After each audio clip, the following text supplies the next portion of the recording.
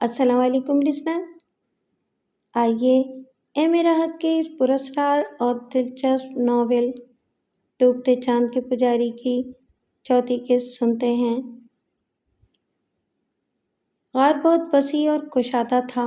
اس کے بیچوں بیچ پتھر کی ایک سل پر بے شمار پھل رکھے ہوئے تھے، خوشنما اور بڑے بڑے پھل، ساتھ ہی شربت کا جگ اور اسے پینے والے برتن بھی رکھے ہوئے تھے۔ ایک ناقابل یقین بات تھی، یہ میرا تصور نہیں تھا بلکہ حقیقت تھی۔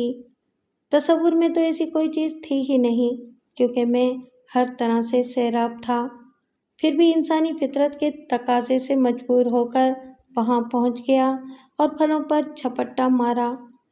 رفتہ رفتہ میری وہ غیر انسانی فطرت سوتی جا رہی تھی، اور روشام نے مجھے جس طرح میری اپنی اصلیت سے آگاہ کیا تھا وہ اصلیت نمایاں ہو گئی تھی۔ چنانچہ میں نے خوب پھل کھائے اور اس کے بعد شربت کے کئی جام پیے۔ ایک بار پھر میری طبیعت میں سکون سا پیدا ہو گیا تھا، لیکن اچانک ہی مجھے وہاں اس غار میں اپنے سوا کسی اور کی موجودگی کا احساس ہوا تو میں چونک کر پلٹا، اور پھر جو کچھ میں نے دیکھا اسے دیکھ کر میں ششدر رہ گیا۔ آہ! یہ وہم نہیں تھا بلکہ ایک حقیقت تھی، ایک مکمل حقیقت۔ وہ میری مطلوب نظر تھی۔ میں اسے بھول تو نہیں سکا تھا، حالانکہ میرا ذہن اس طرف مائل نہیں تھا، لیکن پھر بھی سیمون کی کرزالہ میرے ذہن سے نہیں نکل سکی تھی، اور اس وقت وہی میرے سامنے اپنے اسی حسین لباس میں کھڑی ہوئی مسکرا رہی تھی۔ اسے یہاں دیکھ کر میں ششدر رہ گیا تو اس نے کہا، کرزالہ نہیں، میرا نام سمبل ہے۔ ہاں، تم نے مجھے بتایا تو تھا، مگر تم یہاں؟ ہاں، میں نے مقدس اصولوں کی خلاف ورزی کی ہے، لیکن انسانی فطرت کے لیے 3 خلاف ورزیوں کی اجازت دی گئی ہے، چوتھی برداشت نہیں کی جا سکتی۔ میں سمجھا نہیں۔ ابھی نہیں سمجھاؤں گی تمہیں۔ میں تمہارے لیے اس مقدس عہد سے منکر ہوئی ہوں۔ جانتے ہو کیوں؟ نہیں جانتا۔ اس لیے کہ میں تمہیں پسند کرنے لگی ہوں، شاید تم سے محبت کرنے لگی ہوں۔ میں خاموشی سے اسے دیکھنے لگا اور پھر میں نے کہا، لیکن سیمون۔ جواب میں وہ ہنس پڑی اور اس نے کہا، بوڑھے جادوگر کا جادو بہت پیچھے کی چیز ہے، اس بے وقوف کو نہیں معلوم کہ اس کا مقابلہ کس سے ہے۔ دیکھنا چاہتے ہو اس قبیلے کی تباہی؟ میں نے غور کیا اور پھر میرے ذہن میں روشام آ گیا۔ میرے ساتھ تو خیر وہ کیا ہی کر سکے تھے، بلکہ جب گھڑ سوار واپس گئے ہوں گے تو انہوں نے وہ عجیب و غریب کہانی قبیلے والوں کو سنائی ہوگی، لیکن روشام کی موت میرے لیے بہت بڑے دکھ کا باعث تھی۔ میں نے دانت پیستے ہوئے کہا، کیا وہ قبیلہ تباہ کیا جا سکتا ہے؟ شکم سیر ہو گئے؟ ہاں، تو پھر آؤ میرے ساتھ۔ میں خاموشی سے اس کے پیچھے چل پڑا۔ وہ غار کے دوسرے سرے سے باہر آئی تو میں نے ایک عجیب و غریب منظر دیکھا۔ میں ان انسانوں کی تعداد نہیں بتا سکتا، لیکن ان کے جسموں پر سفید لبادے تھے اور ان کے چہرے ان لبادوں میں ڈھکے ہوئے تھے۔ ان کے گھوڑے تیار کھڑے تھے اور ساتھ 2 گھوڑے اور بھی۔ کرزالہ یہ سمبل مجھے ان کے پاس لے گئی اور اس نے کہا، تمہارا چہرہ کھلا ہوگا جبکہ میں اپنا چہرہ ڈھکے ہوئے ہوں گی۔ ہمیں کرنا کیا ہے؟ اس قبیلے کو برباد جو وہاں خیمہ زن ہوا اور جس نے اپنی تباہی تمہارے ہاتھوں تحریر کر دی ہے۔ میں تباہی اور بربادی چاہتا ہوں، میں نے کہا اور گھوڑے پر سوار ہو گیا۔ تب کرزالہ یا زمبل نے اپنا چہرہ انہی لوگوں کی مانند ڈھک لیا۔ اس نے اپنا نیزہ بلند کیا اور ایک نیزہ میرے ہاتھ میں دے دیا۔ تب ہم چل پڑے اور ہمارے پیچھے گھوڑوں پر سوار وہ لشکر عظیم جس کے بارے میں مجھے کچھ معلوم نہیں تھا، لیکن جو ہماری قیادت میں برق رفتاری سے آ رہا تھا، اور اس کے انداز سے ایسی خونخاری ٹپک رہی تھی جیسے وہ اپنے راستے میں آنے والی ہر چیز کو فنا کر دینا چاہتے ہوں۔ زمبل نے کہا، سیمون مجھے لے گیا تھا۔ اس کا نائب اعظم حمور اپنی گندی حرکتوں سے انسانوں پر زندگی تنگ کیے ہوئے تھا، لیکن زندگی تنگ کرنے کا حق صرف ایک ہستی کو پہنچتا ہے، اور اگر اس ہستی کو تسلیم نہ کیا جائے تو پھر اس کی اجازت نہیں دی جا سکتی۔ کون ہستی ہے وہ؟ تمہیں اس کے بارے میں بتا دیا جائے گا، ابھی تھوڑا صبر کرو۔ یہ فاصلے طے ہوتے رہے اور پھر دور سے ہمیں خیموں کا شہر آباد نظر آیا اور میں نے اسے ایک لمحے میں پہچان لیا۔ یہ وہی قبیلہ تھا جہاں روشام کو اونٹوں سے باندھ کر ریت پر گھسیٹا گیا تھا اور اس کی چربی پگھل کر بہہ گئی تھی۔ قبیلے کے لوگ اپنے معمولات میں مصروف تھے، لیکن جلد ہی انہیں اندازہ ہو گیا کہ کوئی لشکر ان پر حملہ آور ہو رہا ہے۔ وہ بھی ڈاکو تھے، ڈاکہ زنی کرتے تھے۔ چنانچہ حمور نے اپنے ساتھیوں کو تیار کر لیا۔ کرزالہ بھی پیچھے ہو گئی تھی اور اس نے مجھے صورتحال سے آگاہ کر کے آگے بھیج دیا تھا، اور میں نے کہا، حمور، میں واپس آ گیا ہوں تجھ سے انتقام لینے کے لیے۔ تو نے میرے ساتھی کو اونٹوں سے بندھوا کر ہلاک کیا، لیکن مجھے تو ہلاک نہ کر سکا۔ بلا اس بڈھے خبیث کو جو اپنے آپ کو بہت بڑا جادوگر سمجھتا ہے۔ میں سب سے پہلے اس کو فنا کرنا چاہتا ہوں۔ اور پھر میں نے انتظار کیے بغیر اپنے ساتھ کچھ لوگوں کو آنے کا اشارہ کیا اور سیمون کی جانب چل پڑا۔ بوڑھا عبادت گزار یا پھر بوڑھا شیطان اپنا کام کر رہا تھا، یعنی اپنی عبادت گاہ میں عبادت، اور شاید ابھی وہ اس صورتحال سے ناواقف تھا، لیکن بہرحال اس نے انسانی شور سنا اور اپنے خیمے سے باہر نکل آیا۔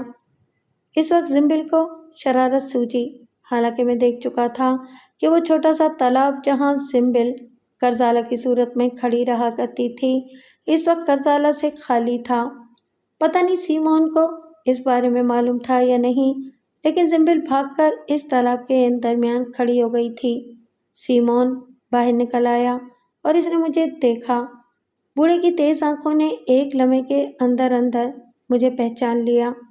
البتہ میں نے اپنے ساتھیوں کو پیچھے چھوڑ دیا تھا۔ اس عالم میں دیکھ کر سیمون کے اوپر کچھ لمحے کے لیے تو حیرت مسلط ہو گئی تھی، لیکن پھر اس کی اصل فطرت ابھر آئی۔ ناپاک کتے، اس بار تو تنہا نہیں بلکہ تیرا گھوڑا بھی تیرے ساتھ ہے۔ پچھلی بار تو موت سے بچ گیا، لیکن کیا سمجھتا ہے کہ اب تو بچ جائے گا؟ جواب میں میرے حلق سے کہا نکل گیا۔ میں نے کہا، افسوس، افسوس، افسوس سیمون، تیری کرزالہ کو پہلے میں نے چھوا تھا، لیکن اب میں اسے اپنے ساتھ لیے جا رہا ہوں۔ میں نے گھوڑا آگے بڑھایا اور اس چھوٹے سے تالاب کے پاس پہنچ گیا۔ زنبل، جو خود بھی شرارت کرنا چاہتی تھی، تیار تھی۔ میں نے ہاتھ بڑھایا اور اسے اٹھا کر میں نے اپنے گھوڑے پر بٹھا لیا۔ سیمون پتھرا سا گیا تھا۔ اس کی سمجھ میں نہیں آ رہا تھا کہ اپنے غصے کو کس شکل میں ظاہر کرے۔ تھوڑی دور جانے کے بعد میں رکا اور میں نے اپنا ہاتھ بلند کیا تو وہ گھوڑے سوار جو میرے ساتھ آئے تھے تیزی سے آگے بڑھے اور انہوں نے سیمون پر حملہ کر دیا۔ سیمون ایک دم سنبھلا۔ بوڑھے جادوگر نے دیر کر دی تھی، اچانک ہی وہ زمین سے اوپر اٹھنے لگا۔ ابھی اس کے پاؤں زمین سے تقریباً 2 گز اوپر اٹھے تھے کہ ایک گھڑ سوار نے تلوار کا بھرپور وار اس کے پیروں پر رسید کیا اور اس کی دونوں ٹانگیں ہڈیوں سمیت کٹ کر نیچے آ پڑیں۔ سیمون، جو فضا میں بلند ہو کر شاید غائب ہو جانا چاہتا تھا، دھپ سے زمین پر آ گرا، اور اس کے بعد مجھے یہ اندازہ نہیں ہو سکا کہ حملہ آوروں نے اس کے کتنے ٹکڑے کیے۔ اشارہ میرا نہیں، زنبل کا تھا، اور وہ بھلا میرے احکامات کی کیا پابندی کرتے۔ ادھر قبیلے میں زور و شور سے جنگ جاری تھی اور کرزالہ کا لشکر قبیلے پر ٹوٹا ہوا تھا۔ میں نے ادھر کا رخ کیا۔ زنبل میرے گھوڑے سے اتر کر دوبارہ اپنے گھوڑے پر پہنچ گئی تھی۔ اس نے ہنستے ہوئے کہا تھا، میں ذرا یہی لطف لینا چاہتی تھی اور دیکھنا چاہتی تھی کہ بوڑھا جادوگر کس قدر جادوئی قوتیں رکھتا ہے اور کیا کیا کر سکتا ہے۔ بہرحال مر گیا بیچارہ، بہت معمولی سے اقدامات کر کے۔ اب میں زنبل سے دور ہو کر قبیلے میں پہنچ گیا تھا اور دیکھ رہا تھا کہ حمور کے آدمی دھڑا دھڑ قتل ہو رہے ہیں۔ یہ وہ قاتل تھے جنہوں نے اس سے پہلے دوسرے لوگوں پر زندگی تنگ کر رکھی تھی، لیکن اب وہ خود زندگی کھو رہے تھے، اور دیکھتے ہی دیکھتے وہاں لاشوں کے انبار لگ گئے۔ البتہ وہاں ان مظلوم لڑکیوں کو آزادی دلا دی گئی تھی جو ان لوگوں کے قبضے میں تھیں۔ اور اس کے بعد زنبل نے مجھ سے کہا، اپنے گھوڑے پر سوار ہو کر واپسی کا سفر طے کرو۔ ذرا ٹھہرو، میں نے کہا، اور اس کے بعد عورتوں کے خیمے کی جانب چل پڑا۔ میں ہیروشیا کو تلاش کر رہا تھا۔ ایک بڑی عجیب اور دلچسپ بات تھی، وہ یہ کہ ایک ایک لاش کو اٹھا اٹھا کر دیکھنے کے باوجود مجھے ہیروشیا نہیں مل سکی تھی۔ دو ہی باتیں تھیں، یا تو وہ کسی ایسی جگہ روپوش ہو گئی جہاں سے اسے دیکھا نہ جا سکے، یا پھر اس نے اپنی واپسی کا انتظام خود کر لیا۔ تب ہم وہاں سے واپس چل پڑے۔ کوئی چیز وہاں سے نہیں لی گئی تھی، اور اس کے بعد ہمارا یہ طویل و عریض سفر اسی خانقاہ تک تھا جہاں سے ہم نے اس سفر کا آغاز کیا تھا، اور زنبل میرے ساتھ تھی۔ غور کرنے کے لیے تو بہت سی باتیں تھیں، مثلاً یہ کہ اگر میں زنبل کے بارے میں سوچتا کہ اس نے یہ لشکر کہاں سے پیدا کر لیا تو میری سمجھ میں کچھ نہ آتا۔ اس میں کوئی شک نہیں کہ روشام نے مجھے بہت سی چیزوں سے روشناس کرایا تھا۔ ایک طرح سے میں دنیا کو بھول چکا تھا۔ روشام نے ایک بار پھر دنیا میری نگاہوں کے سامنے کر دی تھی، لیکن پھر بھی ابھی مجھے دنیا کا کوئی اتنا بڑا تجربہ نہیں تھا۔ اس کی بنیادی وجہ یہ تھی کہ جب میں تہذیب کی اس دنیا سے دور ہوا اور وہ شیطانی قبیلے کے لوگ مجھے اغوا کر کے لے گئے تو ابھی میری عمر 18 سال سے کم نہیں تھی۔ بے شک میں نے اپنے باپ کی زیر نگرانی بہترین تعلیم حاصل کی تھی اور کر رہا تھا، لیکن اس کے باوجود دنیا کا کوئی خاص تجربہ مجھے نہیں ہوا تھا۔ پھر پہاڑوں کی اس طرف خانقاہ کے عقبی حصے میں وہ لشکر رک گیا، اور زنبل میرا ہاتھ پکڑ کر مجھے خانقاہ میں لے آئی۔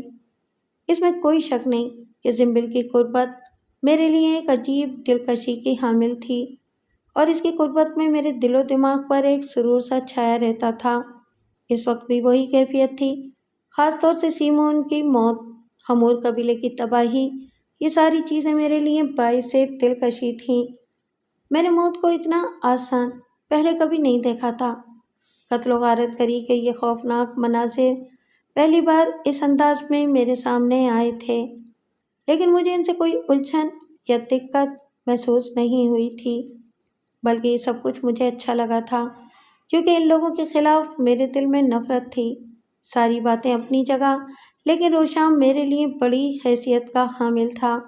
خانقاہ کے ٹھنڈے ماحول میں زنبل نے ایک بار پھر مجھے کھانے پینے کی ان اشیاء کی جانب متوجہ کیا جو نئی اور تازہ تھیں، اور مجھے ساتھ لے کر اس دسترخوان پر آ بیٹھی۔ پھر بولی، رزم کے بعد بزم کا مزہ ہی کچھ اور ہوتا ہے۔ میں نے دیکھا کہ اس قبیلے کی تباہی نے تمہارے اوپر بہت اچھا اثر ڈالا ہے۔ ویسے کیا تمہیں اپنا ماضی یاد ہے؟ ماضی؟ میں نے چونک کر زنبل کو دیکھا۔ ہاں زنبل، مجھے اپنا ماضی یاد ہے۔ مجھے بتاؤ گے؟ تم جس قدر علم والی ہو، کیا تمہیں میرے بارے میں معلومات نہیں ہیں؟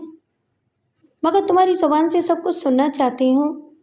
گویا تم انکار نہیں کرتی کہ تم میرے بارے میں جانتی ہو؟ میں نے سوال کیا تو وہ مسکرا دی، اور اس نے مسکراتی ہوئی نگاہوں سے مجھے دیکھتے ہوئے کہا، چلو میں انکار نہیں کرتی۔ یعنی تم میرے بارے میں جانتی ہو؟ ہاں، میرا تمہارا ساتھ رہ چکا ہے۔ مجھے یہ معلوم ہے کہ تم اور تمہارا ایک ساتھی وہاں ہمور قبیلے میں تھے۔ زنبل، میرا ماضی بڑا عجیب ہے، جیسا کہ تم کہتی ہو کہ تم اس کے بارے میں جانتی ہو۔ تم شاید مہذب دنیا کے ایک مہذب اور بڑے مذہب سے تعلق رکھتے ہو۔ مہذب اور بڑا مذہب؟ ہاں۔ نام جانتی ہو اس مذہب کا؟ اسلام۔ ہاں ٹھیک ہے، مجھے یہی بتایا گیا تھا۔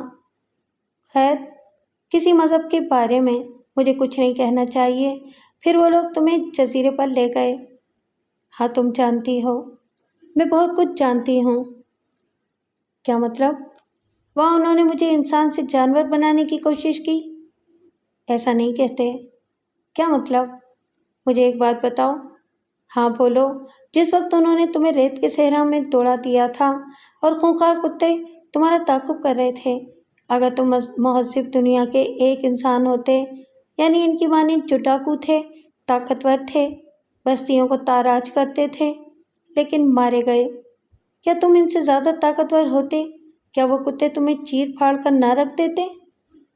تو پھر یہ بات کیوں نہیں مانتے کہ جن لوگوں نے ایک عجیب و غریب طریقے سے تمہیں قوتیں دیں وہ بہرحال اس طرح تو تمہارے محسن ثابت ہوئے نا، کہ انہوں نے تمہیں اپنی جان بچانے کے گر سکھائے؟ تم نے بے زدہ ہو کر ان کتوں کو چیر پھاڑ کر رکھ دیا اور اس کے بعد ان گھڑ سواروں کو بھی۔ سمبل، ایک سوال کروں تم سے؟ میں نے سمبل کو محبت بھری نگاہوں سے دیکھتے ہوئے کہا۔ سمبل نے آنکھیں اٹھا کر مجھے دیکھا اور میری محبت بھری نگاہوں کے جواب میں اس کے چہرے پر بھی محبت کے کچھ نقوش نمودار ہو گئے۔ ساری باتیں اپنی جگہ، لیکن فطرت انسان کو وہ سب کچھ بتا دیتی ہے جو عمر کے لحاظ سے اس وقت گزرتا ہے۔ میں نے دنیا کے تجربے کے بارے میں کوئی دعویٰ نہیں کیا، لیکن میں یہ بات پورے وثوق کے ساتھ کہہ سکتا ہوں کہ سمبل کے چہرے کے نقوش میں محبت چھپی ہوئی تھی، لیکن کچھ لمحوں کے بعد وہ اس کیفیت سے آزاد ہو گئی اور اس نے کہا، بولو، جواب دو، احسان کسی بھی شکل میں ہو، کیا احسان نہیں ہوتا؟ ہوتا ہے، تو پھر تمہیں ان قبیلے والوں کو برا نہیں کہنا چاہیے۔ تم نہیں جانتی سمبل، وہ ایک شیطانی قبیلہ تھا، ایک قاتل قبیلہ، ڈوبتے چاند کے پجاری ہیں، اور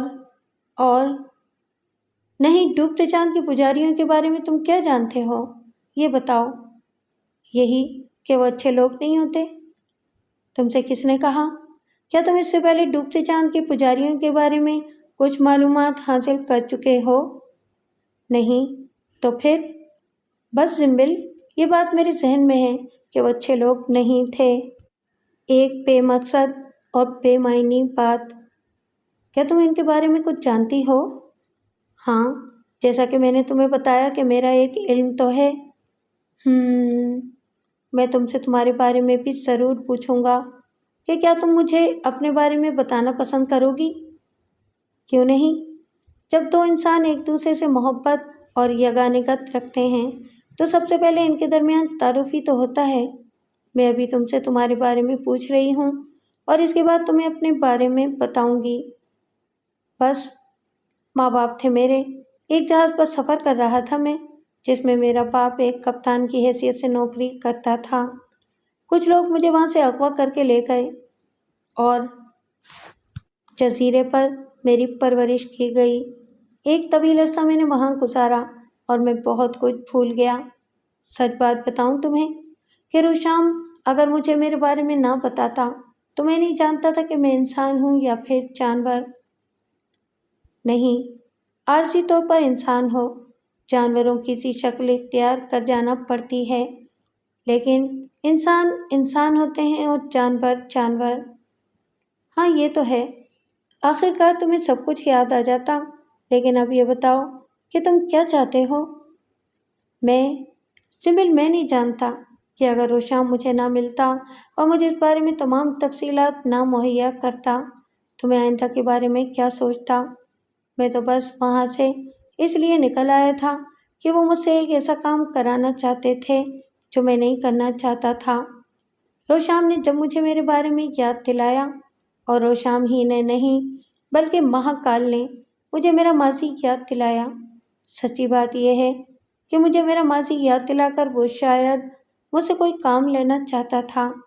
میں نہیں جانتا کہ وہ کام کیا تھا، لیکن بہرحال اس نے مجھے ایک بار پھر میری دنیا میں واپس لوٹا دیا۔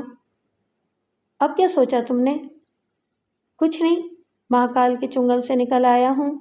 اب میری زندگی کا صرف ایک ہی مقصد ہے۔ کیا؟ اپنے ماں باپ کی تلاش۔ فرض کرو اگر وہ تمہیں مل گئے تو؟ میں ان کے درمیان رہوں گا۔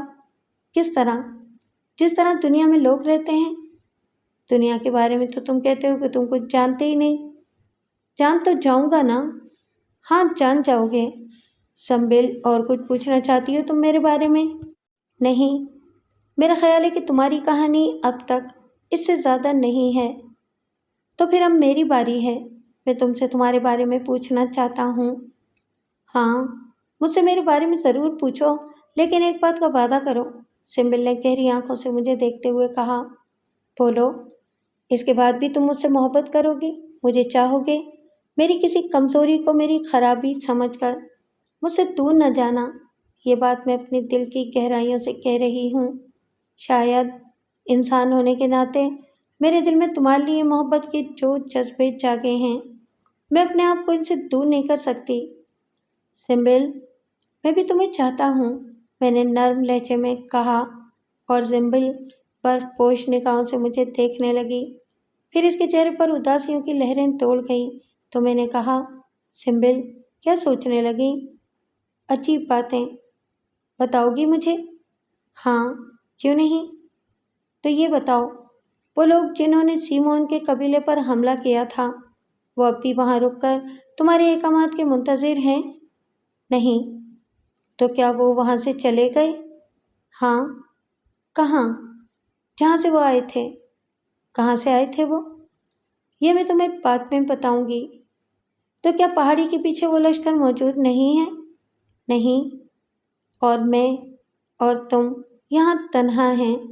جواب میں وہ ہنس پڑی، پھر اس نے کہا، ہاں، کیا یہ عجیب بات نہیں ہے؟ کیا؟ میں تمہارے پاس ہوں اور تم میرے پاس ہو، نہ تم تنہا ہو اور نہ میں تنہا ہوں۔ ارے ہاں سمبل، میں دنیا کی بہت سی باتیں بھول چکا ہوں۔ میرا دماغ بہت چھوٹا ہے اور ابھی اس چھوٹے سے دماغ میں بہت ساری باتیں نہیں آتی۔ کوئی بے وقوفی کی بات کر جاؤں تو محسوس نہ کرنا۔ ارے نہیں، کیسی باتیں کرتے ہو؟ میں تمہاری ہر بات کو پیار کی نگاہ سے دیکھتی ہوں۔ سمبل، تم میرے ساتھ ہو؟ میں تمہارے سامنے ہوں۔ نہیں، میرا مطلب یہ نہیں ہے۔ تو پھر کیا تم میرے ساتھ رہو گی؟ سمبل نے پرخیال نگاہوں سے مجھے دیکھا اور پھر آہستہ سے بولی، شاید رہوں یا شاید نہ رہ سکوں۔ نہیں سمبل، ایسی باتیں مت کرنا۔ روشام میرا دوست تھا، میرے ساتھ بہت اچھا سلوک تھا اس کا۔ حالانکہ جانتی ہو وہ کون تھا؟ کون تھا وہ؟ وہ مہاکال کا آدمی تھا، مجھے گرفتار کرنے کے لیے آیا تھا۔ میں نے ان میں سے 4 افراد ہلاک کر دیے، لیکن اس نے مجھ سے زندگی کی بھیک مانگی اور میں اسے نہ مار سکا۔ پھر وہ میرا دوست بن گیا۔ ہاں، وہ میرا دوست بن گیا۔ ہاں، لیکن ایک بات شاید تمہارے علم میں نہ ہو۔ کیا؟ مہاکال تمہیں ہلاک نہیں کرنا چاہتا تھا، وہ صرف تمہاری واپسی چاہتا تھا۔ کیا مطلب؟ وہ تمہیں اپنے پاس بلا کر تمہاری وہ تربیت پوری کرنا چاہتا تھا جو نامکمل رہ گئی تھی۔ کاش تم اصلیس اعظم کو سجدہ کر لیتے۔ میرا منہ حیرت سے کھل گیا۔ ہاں، اصلیس اعظم قوتوں کا مظہر ہے، وہ اتنی بڑی قوت ہے کہ تم تصور بھی نہیں کر سکتے۔ تم سمبل، تم اصلیس اعظم کے بارے میں کیا جانتی ہو؟ اس کے لیے مجھے تمہیں تفصیلات بتانا ہوں گی۔ میں حیرت سے اسے دیکھنے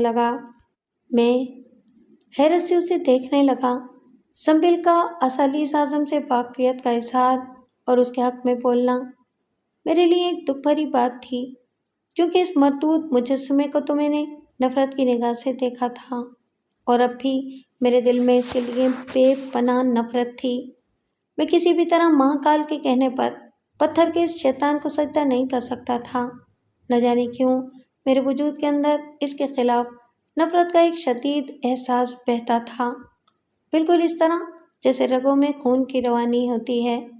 میں حسرت و یاد سے سمبل کی صورت دیکھتا رہا تو سمبل نے کہا، میں تمہیں پہلے سیمون کے بارے میں بتاتی ہوں۔ سیمون کی تمام قوتیں اصلیس اعظم کی دی ہوئی تھیں اور وہ اسی قبیلے کا ایک فرد تھا، مہاکال کا دست راست۔ مہاکال اسے مستقبل کا مہاکال بنانا چاہتا تھا، وہ جگہ دینا چاہتا تھا اسے جو بعد میں اس نے تمہارے لیے سوچی تھی۔ میرے لیے؟ ہاں، سمبل نے بے خیالی کے عالم میں کہا۔ یوں لگا کہ جیسے اب اس کی زبان اور اس کا ذہن کسی اور کی گرفت میں ہو، وہ اپنی زبان میں نہ بول رہی ہو بلکہ کوئی اور آواز اس کی آواز میں سنائی دے رہی ہو۔ اس نے کہا، سیمون نے اسالیس اعظم کو سجدہ کیا اور مہاکال نے اس پر اپنی قوتوں کے دروازے کھول دیے اور وہ اسے دنیا پر فوقیت حاصل کرنے کی گر بتانے لگا، اور سیمون نے جال سازی سے کام لے کر وہ سب کچھ سیکھا، لیکن وہ مکمل نہیں ہو سکا تھا، چنانچہ وہ وہاں سے فرار ہو گیا۔ اس میں کوئی شک نہیں کہ اس کے پاس بھی قوتوں کا ایک خزانہ تھا، لیکن اس نے اسالیس اعظم سے غداری کی تھی۔ وہ چھپتا چھپاتا نہ جانے کہاں کہاں گھومتا رہا، یہاں تک کہ اسے ہمور قبیلہ نظر آیا۔ یہ ڈاکوؤں کے گروہ تھے، خانہ بدوش ڈاکوؤں کے گروہ، جو آبادیوں میں گھس کر آبادیوں کو تباہ و برباد کیا کرتے تھے اور اس طرح اپنا مقصد پورا کرتے تھے۔ سیمون نے ہمور قبیلے کے سردار ہمور کو اپنے قبضے میں لیا، اس پر اپنی شوفتگری کے ایسے ایسے جال ڈالے کہ پورا قبیلہ سیمون کا غلام ہو گیا۔ سیمون ایک عیاش طبع انسان تھا، ڈاکو نوخیز اور نوجوان لڑکیوں کو گرفتار کر کے لایا کرتے تھے، اور سیمون نے ان میں کرزالہ کا ڈھونگ رچا رکھا تھا۔ وہ اپنی اسالیسی قوتوں سے قبیلے کو طاقت اور کامرانی بخشتا تھا اور خود اپنے آپ کو ان کا روحانی پیشوا کہتا تھا۔ حسین لڑکیاں اس کی کمزوری تھیں اور وہ اپنے علم کے ساتھ ساتھ وہاں عیش و عشرت کی زندگی گزار رہا تھا کہ مہاکال کو اس کے بارے میں معلومات حاصل ہو گئیں اور مہاکال نے اسے اسی کے داؤ پر مار دیا۔ کیسے؟ مہاکال نے مجھے ایک ایسی بستی میں بھیجا جہاں کچھ عرصے کے بعد صحرائی لٹیرے حملہ کرنے والے تھے۔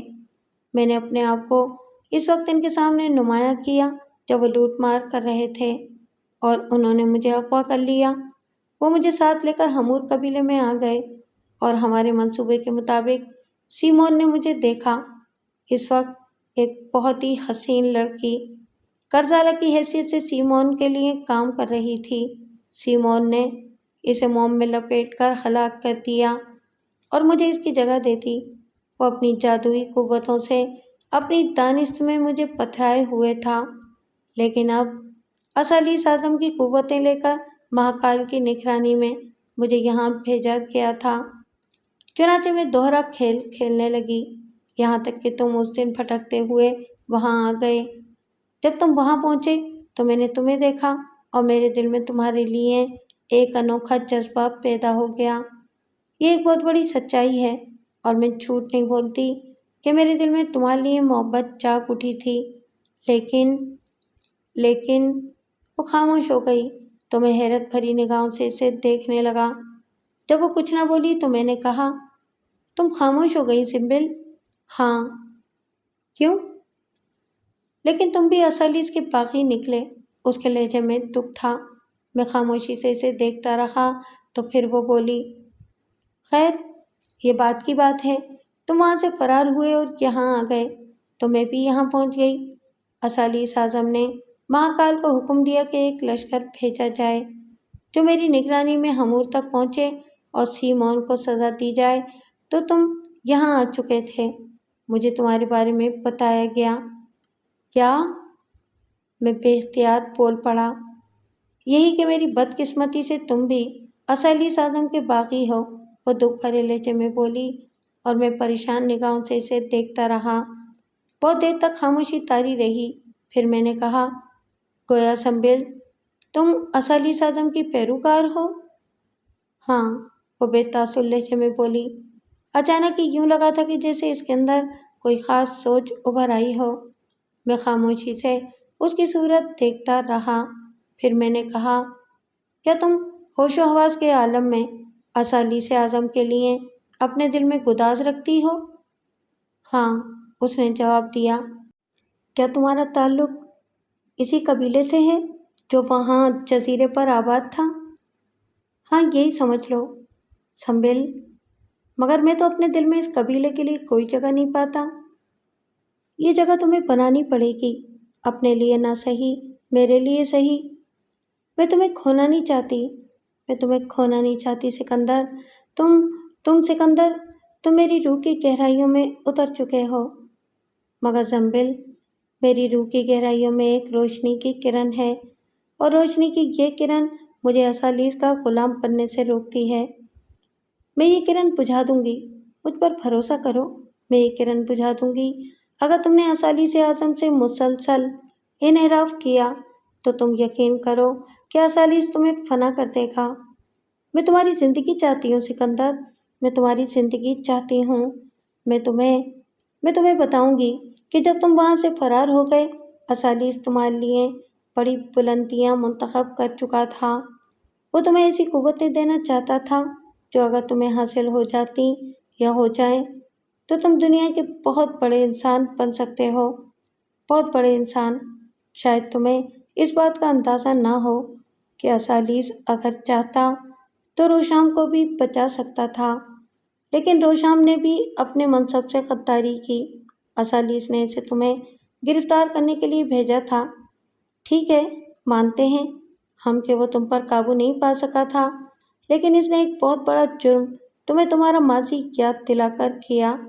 اگر تمہیں تمہارا ماضی یاد نہ آتا تو کچھ وقت بھٹکنے کے بعد آخرکار تم اسالیس اعظم کی برتری قبول کر لیتے، لیکن روشام کا گناہ ناقابل فراموش تھا اور اسے اسی کی سزا دی گئی۔ یہ سزا بے شک ہمور اور سیمون نے دی، لیکن اس کی وجہ وہی تھی۔ میں نہیں چاہتی کہ یہ سزا تمہیں ملے۔ ہاں، میں یہ بالکل نہیں چاہوں گی کہ یہ سزا تمہیں ملے۔ تم نہیں جانتے سکندر، تمہیں بہت بڑے بڑے کام کرنے ہیں، بہت بڑے بڑے کام کرنے ہیں تمہیں۔ دیکھو، میں یہ چاہتی ہوں کہ تم اس دنیا کے بہت بڑے انسان بنو، اتنے بڑے انسان کہ لوگ تمہارے قدم چومیں۔ اسالیس اگر چاہے تو جو کچھ تمہیں یاد آ گیا ہے لمحوں میں اسے تمہارے ذہن سے مٹا دے، لیکن مہاکال یہ بات جانتا ہے کہ تم اصل شکل میں ہی کام کر سکتے ہو، وہ کام جو مہاکال تم سے لینا چاہتا ہے۔ اچانک ہی تم مہاکال کے لیے بہت بڑی شخصیت بن گئے ہو۔ سمبل، ایک بات پھر کہوں کہ میں تم سے محبت کرتا ہوں تو اس کا ثبوت دو میرے محبوب، اس کا ثبوت یہ دو کہ صرف مجھے یاد رکھو۔ کچھ وقت کے لیے سب کچھ بھول جاؤ، بالکل بھول جاؤ۔ یہ بہت ضروری ہے تمہاری زندگی کے لیے، میری زندگی کے لیے، کیونکہ میں تمہارے بغیر زندہ رہنے کا تصور نہیں کر سکتی۔ اس کی آنکھوں سے آنسو بہنے لگے اور میں کشمکش کا شکار ہو گیا۔ کیا کرنا چاہیے؟ مجھے کیا کرنا چاہیے؟ میں سوچنے لگا۔ آخرکار میرے ذہن میں نئی دنیا کی نئی کہانیوں نے جنم لیا۔ میں بہرحال زندگی کا تھوڑا سا وقت تو جدید ماحول میں گزار چکا تھا، اس ماحول میں جہاں انسان سیاست کرتے ہیں، سیاسی عمل کرتے ہیں اور ذہانت سے جیتے ہیں۔ میں بھی کوئی بیوقوف انسان نہیں ہوں۔ میں نے ایک طویل زندگی دنیا کے جدید ترین ملک میں گزاری تھی اور وہاں تعلیم حاصل کی تھی۔ اب جب کہ ماضی کے نقوش مٹے مٹے نہ رہے تھے بلکہ بہت سی یادوں نے میرے ارد گرد بسیرا کر لیا تھا، تو میں یہ ساری باتیں بھول تو نہیں سکتا تھا۔ میں نے سمبل سے کچھ وقت لیا۔ میں نے اسے کہا، سمبل، میں ایک بار پھر تم سے اس بات کا اظہار کروں کہ میں تم سے محبت کرتا ہوں۔ مجھے سوچنے کا موقع دو، سوچنا چاہتا ہوں میں۔ سمبل کے چہرے پر ایک دم شگفتگی پھیل گئی، وہ مسرور نظر آنے لگی۔ پھر اس نے کہا، اور اگر تم اپنے دل میں یہ بات سوچ رہے ہو کہ میں تمہیں تمہاری مرضی کے خلاف مجبور کروں گی تو براہ کرم یہ خیال دل سے نکال دینا۔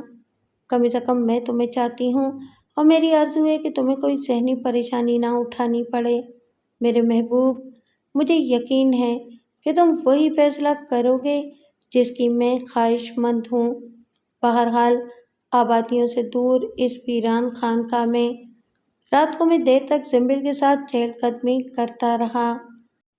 اس بات کے اعتراف میں مجھے کوئی یاد نہیں کہ سمبل کی قربت میرے اوپر ایک سحر طاری کیے ہوئے تھی اور میں اس کے اندر بڑی کشش محسوس کر رہا تھا۔ بہت کچھ سوچا تھا میں نے اس کے بارے میں۔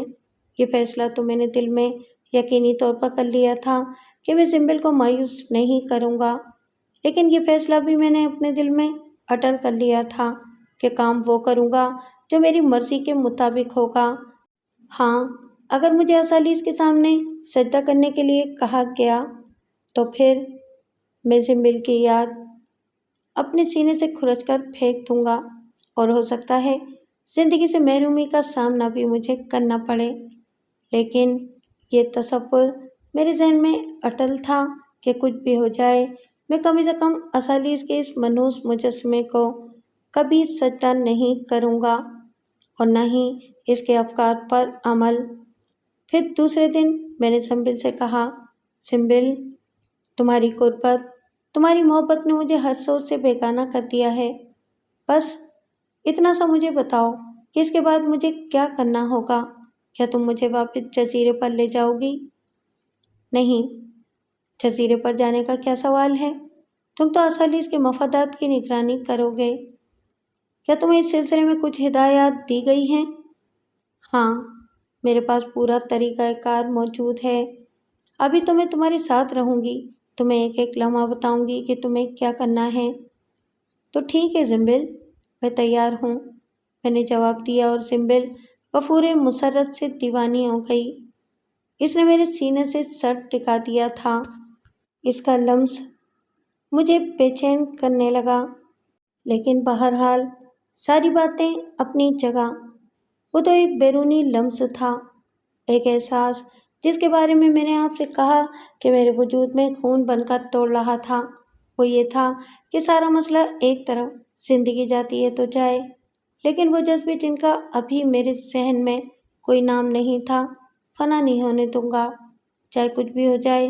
اور پھر اسی شام سنبل نے ایک بار پھر ایک عمل کیا، اور اس عمل کے نتیجے میں ہمیں 4 گھوڑوں والی ایک بگھی میں بیٹھ کر سفر کرنا پڑا۔ یہ سفر شام کو سورج ڈوبنے کے بعد شروع ہوا تھا اور چاند کے ساتھ ساتھ سورج کے اجالے تک جاری رہا تھا۔ اور پھر جب سورج نے آنکھ کھولی اور ہم نے اس خوبصورت بگھی سے باہر جھانکا تو ایک دنیا ہمارے سامنے پھیلی ہوئی تھی، اونچی اونچی عمارتوں کا شہر، انتہائی جدید، اور ہم جس جگہ رکے تھے وہاں ترکاریوں کے کھیت پھیلے ہوئے تھے، تحت نظر سرسبز و شاداب۔ ان کھیتوں پر کام کیا جا رہا تھا، تازہ ترکاریاں اتار کر ٹرکوں پر بار کی جا رہی تھیں۔ یہ سارے مناظر عرصہ دراز کے بعد میری نگاہوں کے سامنے آئے تھے۔ لیما کے پرفضا علاقوں میں نے ترکاریوں کے کھیت دیکھے تھے اور مجھے ان سے ذاتی طور پر بھی دلچسپی تھی۔ بگھی آہستہ آہستہ آگے بڑھتی رہی، سنبل میرے ساتھ تھی اور میں اندر سے اپنے آپ کو بہت خوش محسوس کر رہا تھا۔ میرے ذہن میں نہ جانے کیسی کیسی ہوائیں الفاظ بن کر دوڑ رہی تھیں اور میرا دل چاہ رہا تھا کہ اس کھوئی ہوئی دنیا کے حصول پر خوشی سے ناچ اٹھوں۔ بگھی مختلف راستوں سے گزرتی ہوئی ایک پتلی سی سڑک پر پہنچی جو کسی قدر بلندی پر جاتی تھی، اور بلندی پر اس سڑک کا اختتام ایک خوبصورت مکان کے بڑے گیٹ پر ہوتا تھا، اور بگھی اس گیٹ سے اندر داخل ہو گئی۔ کیا حسین مکان تھا، دیکھنے سے انسان کے دل میں فرحت پیدا ہو۔ میں نے سنبل سے کہا، یہ مکان تمہارا ہے؟ میرا؟ ہاں، میرا کیسے ہو گیا؟ اگر اسالیس اعظم کے ارشاد کے مطابق اب یہ تمہارا مکان ہے اور تم بہت بڑی شخصیت کے مالک ہو، اتنی بڑی شخصیت کے مالک کہ کوئی سوچ بھی نہ سکے۔ ابھی کچھ نہ پوچھو، آگے دیکھتے رہو۔ بگھی مکان کی خوبصورت عمارت کے سامنے رکی۔ یہاں بڑی بڑی شاندار کاریں کھڑی ہوئی تھیں۔ یہ سب کچھ میرا جانا پہچانا تھا، اپنا نہ صحیح، لیکن دوسروں کا میں نے دیکھا تھا کہ زندگی کتنی حسین گزارتے ہیں۔ میرا باپ تو ایک جہاز کا کپتان تھا اور ہم لوگ ایک اسلامی ملک کے رہنے والے تھے۔ بے شک میرے باپ کے پاس اتنی وسعت نہیں تھی کہ وہ ایسی شاندار جگہ ہمارے لیے منتخب کر سکے۔ اس کے باوجود لیما میں میرے پاس جو فلیٹ تھا وہ بھی بہت حسین تھا اور وہاں سے ساحل نظر آتا تھا۔ ہم عمارت میں داخل ہو گئے۔ اکا دکا افراد یہاں موجود تھے جو ہمارے سامنے اس قدر معتب تھے کہ حیرت ہوتی تھی، جیسے ہمارے غلام ہوں۔ پھر سنبل مجھے ایک خوبصورت کمرے میں لے گئی جو آرام گاہ کے طور پر تھا۔ یہاں اتنی عظیم الشان گول مسیری بچھی ہوئی تھی جس پر 10 افراد آرام سے سو جائیں، لیکن وہ تنہا میرے لیے تھی۔ اس کا گدا اتنا موٹا، اتنا گداز، اتنا نرم کہ انسان اس میں لیٹ کر جیسے پانی کی گہرائیوں میں اتر جائے یا بادلوں بھری ہواؤں کی آغوش میں پہنچ جائے۔ میں نے سمبل سے کہا، سمبل، کیا میں ہوش و حواس میں ہوں؟ ہاں، تم نے پہلی بار ہوش مندی کا فیصلہ کیا ہے اور یہ تمہاری ہوش مندی کا انعام ہے۔ یہ کمرہ تمہارے لیے ہے۔ باہر جتنی کاریں کھڑی ہوئی ہیں وہ سب تمہارے استعمال کے لیے ہیں۔ ڈرائیور بھی موجود ہوگا۔ ملازمائیں اور ملازم ہیں جو تمہاری بھرپور خدمت کریں گے۔ یہ سب تمہارے لیے ہے، صرف اور صرف تمہارے لیے۔ اور اس کے بدلے میں مجھے کیا دینا ہوگا؟ ابھی کچھ نہیں، بس یوں سمجھ لو کہ اثالیث اعظم مہاکال کے ذریعے تمہیں ہدایات دیں گے اور تم اس کے مطابق عمل کرو گے۔ میں خاموش ہو گیا۔ تھوڑی دیر کے بعد میں نے کہا، تم تو میرے ساتھ ہی رہو گی نا سمبل؟ میرے اس سوال پر سمبل کے چہرے پر ایک لمحے کے لیے اداسی دوڑ گئی۔ پھر اس نے کہا، نہیں، اس کی مجھے اجازت نہیں ہوگی، لیکن میرا دل تمہارے ساتھ رہے گا، اور وہ لمحہ جس کی تمہیں میرے ساتھ ضرورت ہوگی میں تمہارے پاس پہنچ جاؤں گی۔ میں سمجھا نہیں۔ تم جب بھی مجھے آواز دو گے یا اثالیث اعظم کا کوئی پیغام تم تک پہنچانا ہوا تو میں تمہارے پاس آؤں گی۔ براہ کرم یہ نہ سوچنا کہ تم اپنی راتیں میری قربت میں گزار سکو گے۔ یہ نہ ہو سکے گا کیونکہ اس کی اجازت نہیں ہے، لیکن تمہارے ساتھ میں اس خوبصورت دنیا کی سیر کروں گی، تمہارے ساتھ وقت گزاروں گی۔ یوں نہ سمجھنا سمبل کہ تمہاری قربت سے میں کوئی ایسا فائدہ اٹھانا چاہتا ہوں جو غیر اخلاقی ہو۔ بس یوں سمجھ لو کہ تمہاری قربت میرے لیے زندگی کا پیغام رہے گی۔ زندگی کا یہ پیغام میں تمہیں دیتی رہوں گی، اس نے مسکراتے ہوئے کہا۔ بہرحال اس نئی دنیا میں آ کر میں بہت خوش تھا۔ سمبل تھوڑی ہی دیر کے بعد مجھے چھوڑ کر چلی گئی تھی اور میں اپنی اس آرام گاہ میں آرام کرتا رہا تھا۔ زندگی اس دوران جن مشکلات میں گزری تھی اس کا اندازہ اب مجھ سے زیادہ آپ کو ہو چکا ہے۔ میں ہر حال میں اپنی جگہ مطمئن تھا، لیکن ماضی کے نقوش میرے ذہن کو بڑا الجھا دیا کرتے تھے۔ رات کا کھانا میں نے اور سمبل نے ایک ساتھ کھایا، لیکن سمبل کے چہرے پر اداسی کے نقوش تھے۔ کھانے کے بعد اس حسین عمارت کا جائزہ لیتے ہوئے میں نے کہا، کیا بات ہے سمبل؟ کچھ اداس لگ رہی ہو تم مجھے۔ یہ بات تو تم اچھی طرح جانتے ہو کہ ہم سب اثالیث اعظم کے احکامات کے تابع ہیں اور صرف وہی کرتے ہیں جو ان کا حکم ہوتا ہے۔ اثالیث اعظم کی طرف سے ایک حکم ملا ہے مجھے جس نے مجھے اداس کر دیا ہے۔ کیا حکم ہے؟ میں نے بے چینی سے پوچھا۔ مجھے واپس جانا ہوگا۔ کہاں؟ قبیلے میں۔ کیوں؟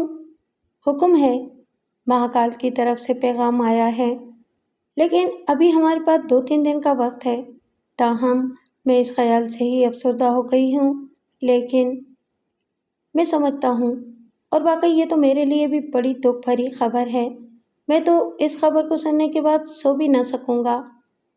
دیکھو، وہ افسردہ انداز میں میرے بازو پر ہاتھ رکھتے ہوئے بولی، میں بے شک اثالیث کی غلام ہوں، لیکن اس کے ساتھ ساتھ ہی میرے سینے میں بھی دل ہے، میں بھی انسان ہوں، اور یہ سوچ کر میری جو کیفیت ہو رہی ہے وہ میں تمہیں بتا نہیں سکتی۔ لیکن ایک وعدہ کرتی ہوں تم سے کہ راستے کی رکاوٹیں اگر مجھ سے میری زندگی بھی چھین لیں تو بھی تمہاری محبت کو دل سے نہیں نکالوں گی۔ دنیا اگر مجھ سے روٹھ بھی گئی تو جان بھی دوں گی، تو یہاں تمہاری باہوں میں آ کے، یہ میرا وعدہ ہے تم سے، میری دل طرف سے کبھی دل خراب نہیں کرنا۔ میں نے آنکھیں بند کر کے گردن ہلا دی تھی اور واقعی اس رات میں بہت افسردہ رہا۔ دوسری صبح وہ ہوا کے تازہ جھونکے کی مانند میرے پاس آ گئی۔ چہرے پر اداسی کی لکیریں تھیں، آنکھوں میں رات کو جاگنے کی سرخی۔ لباس بہت خوبصورت پہنے ہوئے تھی اور میرے لیے بھی حسین لباس لائی تھی جو ایک ملازم قسم کا آدمی اٹھائے ہوئے تھا۔ اس نے وہ لباس میرے سامنے رکھ کر کہا، یہ سب تمہارے لیے ہیں۔ میں نے ہنس کر حیرت سے ان لباسوں کو دیکھا اور کہا، میں تو انہیں پہننا ہی بھول گیا ہوں۔ میں جو ہوں، تو اب تم مجھے لباس پہناؤ گی؟ ہاں، میں تمہارے وجود کے رازدار ہوں اور تم میرے وجود کے رازدار۔ یاد نہیں ہے سیمون کے تالاب میں تم نے مجھے کس حال میں دیکھا تھا؟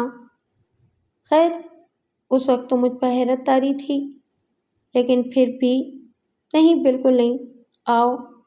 اور پھر وہ تجربہ بھی میرے لیے بڑا عجیب تھا، لیکن جدید ترین لباس پہن کر مجھے میرا ماضی یاد آ گیا اور میں نے ہنستے ہوئے کہا، سمبل، اب مجھے میرا ماضی لمحہ لمحہ یاد آ رہا ہے۔ وہ اداسی سے مجھے دیکھنے لگی، پھر بمشکل تمام اس نے اپنے آپ کو سنبھالا اور بولی، آؤ ہم سیر کریں گے۔ خوبصورت بگی کا کوچوان ایک شاندار لباس والا آدمی تھا۔ میں جانتا تھا کہ یہ بھی اسالیس کا غلام ہوگا۔ ہم نے سورج کے نیچے اس عظیم الشان شہر کی سیر کی جس کا نام رادھن پور تھا۔ رادھن پور ایک بہت بڑا شہر تھا، جدید ترین عمارتوں سے مرصع۔ دیکھ کر حیرت ہوتی تھی، لگتا ہی نہیں تھا کہ ہم کسی مشرقی آبادی میں ہیں۔ میں نے پیرو دیکھا تھا، ایک بار واشنگٹن دیکھا تھا۔ لیما پیرو کا دارالحکومت تھا اور جدید ترین بنیادوں پر تعمیر شدہ، لیکن کسی بھی طرح یہ شہر لیما سے کم نہیں تھا۔ نائٹ کلب، اعلیٰ درجے کے ہوٹل، ریس کورس، کیا نہیں تھا یہاں۔ ماضی کے نقوش میرے ذہن میں آ رہے تھے، لیکن افسوس ماں اور باپ کی شکلیں مٹے مٹے نقوش کی مانند تھیں۔ مجھے وہ چہرے یاد نہیں آ رہے تھے اور دل ان کے لیے تڑپ رہا تھا۔ شام تک ہم لوگ گھومتے رہے، ساحل سمندر پر پہنچے، ریت کے ٹیلوں کے درمیان سیر کرتے ہوئے سنبل نے میرے چہرے پر خوف کے نقوش دیکھے تو بولی، ارے کیا بات ہے، کچھ عجیب سے نہیں ہو رہے ہو تم؟ ہاں سنبل، مجھے اپنی بدبختی کے وہ دن یاد آ رہے ہیں جب انہوں نے مجھے انسان سے جانور بنا دیا تھا۔ نہیں، اسالیس اعظم کی مقدس سرزمین پر تم نے جو لمحے گزارے انہیں اپنے لیے برا نہ کہو، برا نہ سمجھو۔ سنبل سے تمام تر محبت کے باوجود اسالیس سے سنبل کی یہ عقیدت میرے دل و دماغ کو چبھتی تھی، اور 2-3 بار میں نے یہ بھی سوچا تھا کہ سنبل، اگر تم آخری لمحے تک راہ راست پر نہ آئی تو شاید ہمارے درمیان کے تمام راستے خود بخود گہرے گڑھوں میں تبدیل ہو جائیں۔ میں ان خوشنما راستوں کو اپنا کر اپنا وہ اصول نہیں چھوڑوں گا جو میری زندگی کا ہی نہیں، میری موت کا بھی ایک حصہ ہے، چاہے اس کے لیے مجھے کوئی بھی چیز قربان کیوں نہ کرنی پڑے۔ پھر ہم واپس آ گئے۔ سنبل سورج چھپے تک میرے ساتھ رہی اور اس کے بعد یہاں سے رخصت ہو گئی، اور پھر وہی تنہائی۔ 3 دن تک میں اور سنبل اسی طرح شہر کی سڑکوں اور آبادی کو دیکھتے رہے۔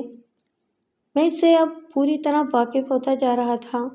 سنبل مجھے اس بارے میں بتا رہی تھی، اور اس دن جب شام کو ہم لوگ واپس آئے تو یہاں میری ملاقات لمبی چوڑی جسامت کے مالک، گورے چٹے چہرے والے اور بڑی بڑی مونچھوں والے راجا جوگیال سے ہوئی۔ سنبل نے اسے دیکھا تو سہم سی گئی، لیکن راجا جوگیال ایک خوشنما چہرے والا شخص تھا۔ مسکراتا ہوا میری طرف بڑھا اور بولا، جے مہاکال۔ میں نے اس کے بڑے ہوئے ہاتھ کی جانب ہاتھ بڑھا دیا اور کوئی جواب نہیں دیا تو اس نے سنبل کو دیکھا۔ سنبل کہنے لگی، ابھی نہیں، ابھی یہ تربیتی دور میں ہے۔ جے مہاکال، اس نے کہا۔ سنبل کہنے لگی، سکندر، یہ راجا جوگیال ہیں، اب سے یہ تمہارے ساتھ رہیں گے اور اس کے بعد تمہیں تمام صورتحال سے آگاہ کریں گے۔ تم ان سے بھرپور تعاون کرو گے جیسے یہ چاہیں، بڑے علم والے ہیں یہ اور تمہارا ساتھ بھی بہت اچھی طرح دیں گے۔ ٹھیک ہے، اور اب میں جا رہی ہوں، انہی کا انتظار تھا، یہ اب تمہارے ساتھ رہیں گے۔ میں نے سنبل کو دیکھا، سنبل کے چہرے سے افسردگی ٹپک رہی تھی۔ آخرکار وہ وہاں سے چلی گئی تو راجا جوگیال نے میرے شانے پر ہاتھ رکھتے ہوئے کہا، عورت، حسن کائنات، زندگی کو سب سے بڑا سہارا دینے والی، لیکن ایک بات کہوں برخوردار، اس کی ذات میں گم ہو کر اپنے آپ کو فراموش کرنے والے کبھی کامیاب زندگی نہیں گزارتے۔ یہ اچھی ساتھی ہے، اچھی دوست ہے، زندگی کے اچھے دن ساتھ گزار دیتی ہے، لیکن بس اس سے آگے اگر اس پر بھروسہ کیا तो समझ लो कि अपनी ज़िंदगी को चिड़िया की ज़िंदगी बना देने की कोशिश कर रहे हो। अरे ये तो जगह जगह बिखरी पड़ी हैं, किसी एक के लिए उदास। मैंने इसका जुमला दरमियान में रोक दिया, हाथ उठाकर इसे खामोश रहने का इशारा किया। वो खामोश होकर मुझे देखने लगा तो मैंने कहा, सुनो राजा जोग्याल, अपने अफकार और ख्यालात को आसमान के अल्फाज नहीं समझना चाहिए। ये तुम्हारी सोच है, हो सकता है मेरी सोच तुमसे मुख्तलिफ हो, इसलिए अल्फाज अदा करते वक्त दूसरे के जज्बात का ख्याल रखना चाहिए। इसने दोनों हाथ उठाकर बुरा माने बगैर कहा, आइंदा ख्याल रखूंगा, लेकिन नसीहत की बातें इसलिए करता रहूंगा तुमसे कि एक निगाह में ही भाग गए हो और बड़ा पसंद किया है मैंने तुम्हें। फिर मुझे तुम्हारे साथ एक लंबा जीवन गुजारना है। ये महाकाल। हाथ उठाए, लेकिन मैंने इसके अल्फाज नहीं दोहराए थे। राजा जोग्याल ने मुस्कुराते हुए कहा, और अब चूंकि जम्बिल यहाँ से चली गई है और तुम नौखैसियत की उम्र में हो, इसलिए इसकी गैर मौजूदगी को बहुत ज़्यादा महसूस करोगे। खैर, इंसानी फितरत का मैं भी कायल हूँ कि इंसान अक्ल व दानिश की कितनी ही मंजिलें क्यों न तय कर चुका हो, अगर अपनी दानिश में वो इतनी बुलंदी तक पहुँच गया है कि हकीकतों को समझ ले तो महाकाल बन जाता है, और जो महाकाल नहीं होता इसे बहत्तर हकीकतों के करीब ही रहना चाहिए। तुम मुझे एक अच्छा दोस्त पाओगे, मेरे बारे में तफसीलात जानने की कोशिश मत करना। अव्वल तो मैं कोई ऐसी अहम चीज़ हूँ नहीं, इतना तो तुम भी जान चुके होगे कि बस असल इसका पुजारी हूँ और ये बात काफ़ी होती है। क्या ख्याल है तुम्हारा? हाँ, बिल्कुल ठीक। इसमें कोई शक नहीं कि राजा जोग्याल एक बहुत ही अच्छी शख्सियत का मालिक साबित हुआ और चंद ही घंटों की नशिस्त में उसने मुझे अपनी जानिब राग़िब कर लिया और वो मुझे एक अच्छा इंसान महसूस हुआ। दुनिया जहान की बातें हमारे दरमियान हुई थीं और हम यहाँ इस इमारत में बहुत खुश थे। इसके बाद इसने ना तो मुझसे जय महाकाल कहा था और न ही मेरे जवाब न देने पर एतराज़ किया था। इसने दूसरे दिन कहा, जैसा कि मैंने तुमसे कहा सिकंदर, कि दुनिया को मेरी आंखों से देखो और इस बात पर यकीन रखना कि हमेशा ऐशो आराम से रहोगे। शायद उम्दा लिबास, उम्दा खाना और उम्दा ज़िंदगी। हाँ, एक बात कहूँ, बुरा तो नहीं मानोगे? नहीं, बिल्कुल नहीं। वादा करते हो? हाँ, तुम्हारे लिए लिबास का इंतखाब मैं खुद करूँगा। उसने अपने कहने को अमली जामा भी पहना दिया और मेरे लिए इतने खूबसूरत और कीमती लिबास लेकर आया कि मैं हैरान रह गया। जिंदगी से जितने फासले हो गए थे, ये फासले एकदम मिटने लगे थे। मुझे एक नई ही जिंदगी मिल गई थी और मैं नाखुश नहीं था। बहरहाल राजा जोग्याल मेरी खूब तारीफें करता था। फिर 1 या 2 दिन के बाद उसने मुस्कुराते हुए कहा, संबिल बहुत याद आती है ना तुम्हें? हाँ, वो बहुत अच्छी थी और सच्ची बात यह है कि उसने मेरा बड़ा साथ दिया। हाँ, इसमें कोई शक नहीं है। महाकाल के हवाले से वो तुम्हारी बहुत अच्छी दोस्त थी, लेकिन जहाँ तक औरत का ताल्लुक है, मगर छोड़ो, ये बातें कहने की नहीं करने की होती हैं। मैं आज तुम्हें एक ऐसी दुनिया में ले जाऊंगा जो तुम्हें बहुत अच्छी लगेगी। मैंने इसकी किसी बात का कोई जवाब नहीं दिया था। फिर इसने मुझे एक खूबसूरत लिबास पहनने के लिए दिया और शाम की सुरमई धुंधलकों में हम जगमगाती सड़कों पर निकल आए, जहाँ इंसानों का समंदर ठाठें मार रहा था और यह हसीन शहर अपने हुस्न के लिहाज से बेमिसाल था। मुख्तलिफ इलाकों में घूमते हुए हम एक ऐसे इलाके में निकल आए जहाँ साज़ो आवाज़ की रौनकें सजी हुई थीं। जगह जगह से तरन्नुम उभर रहा था और साज बज रहे थे। मैं इस जगह के बारे में बिल्कुल नहीं जानता था। जाहिर है 11-12 साल की उम्र तक पीरू में रहा और इसके बाद असाब में, इसलिए बहुत सी जगहों के बारे में न तो किताबी मालूमात हासिल थी और न ही अमली। मैंने ताज्जुब खेज लहजे में कहा, यह आवाज़ें कैसी हैं? नहीं जानते इन आवाज़ों के बारे में? बिल्कुल नहीं। मौसीकी से कोई दिलचस्पी है? थी से क्या मुराद है? अब नहीं है? भूल चुका हूँ, मैंने जवाब दिया और राजा जोग्याल مجھے عجیب سی نظروں سے دیکھنے لگا، پھر بولا، یہ حسن کی منڈی ہے اور یہاں ہزاروں سنبل لہرا رہی ہیں۔ آؤ میں تمہیں ان سے ملواؤں۔ اجنبی دنیا ہے، لیکن ذرا موقع کی نزاکت کو سمجھنا اور کوئی ایسا عمل نہ کر ڈالنا جو خود تمہیں ناپسند ہو۔ میں سمجھ نہیں سکا تھا کہ اتنی ساری نصیحتیں وہ مجھے کیوں کر رہا ہے۔ آخر یہ کون سی جگہ ہے جس کے بارے میں وہ مجھے اتنی ہدایتیں دے رہا ہے؟ اس نے کہا تھا کہ ایسی ہزاروں سنبلیں یہاں بکھری پڑی ہیں۔ میں دیکھنا چاہتا تھا کہ یہ کون کون سی سنبل ہیں۔ وہ ایک جگہ منتخب کر کے ایک دروازے کی جانب بڑھ گیا۔ نہ جانے کیوں اس دروازے سے اندر داخل ہوتے ہوئے میرے قدموں میں ایک لرزش سی پیدا ہو گئی تھی۔ شاید یہ اس کے الفاظ کا نتیجہ تھی۔